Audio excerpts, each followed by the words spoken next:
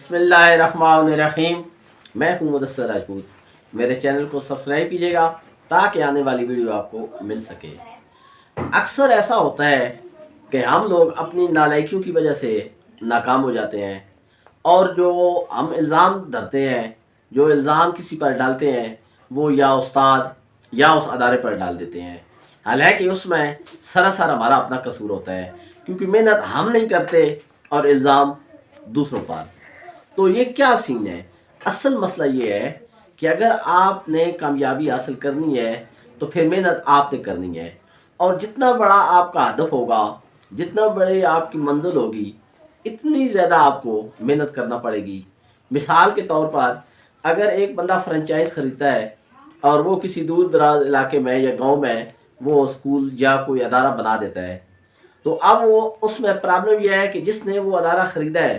یا وہ جو فرنچائز چلا رہا ہے ٹاپ لیڈرشپ، اس کی نیت بھی ٹھیک ہے اور اس کی انٹینشن بھی ٹھیک ہے، وہ واقعہ ہی کچھ کام کرنا چاہتا ہے، لیکن اس نے آگے جو لوگ ہائر کیے ہیں وہ کام نہیں کر رہے، اس کو صحیح ایس او پیز نہیں دی گئی، صحیح گائیڈنس نہیں دی گئی، اس وجہ سے وہ ادارے نہیں چلتے اور اکثر لوگ ناکام ہو جاتے ہیں۔ آپ کو ایک مثال سے سمجھاتا ہوں کہ میکڈونلڈ ہولڈر، اگر آپ جائیں امریکہ میں، نیو یارک میں،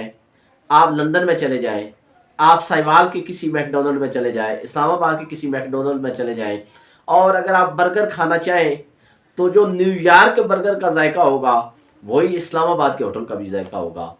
کیا وجہ ہے؟ وجہ یہ ہے کہ ایس او پی رولز، وہ چاہے وہ اسلام آباد والے میکڈونلڈ ہوٹل کے ہوں چاہے نیو یارک والے کے ہوں، مالک نے ایک ہی رول سیٹ کر دیا ہے۔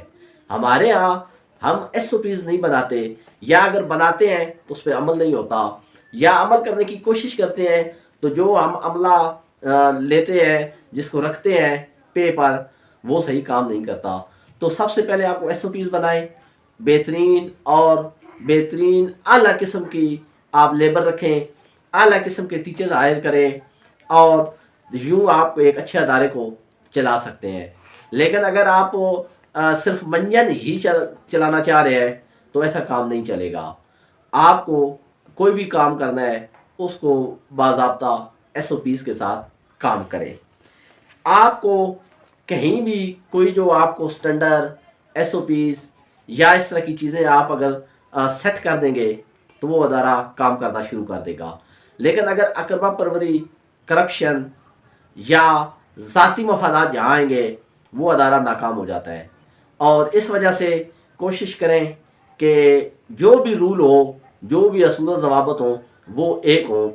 تب جا کے فرنچائز چلتی ہیں، تب جا کر ادارے چلتے ہیں، تب جا کر ملک چلتے ہیں، تب جا کر عالمی دنیا پر ایک امن امان کا ماحول پیدا ہوتا ہے۔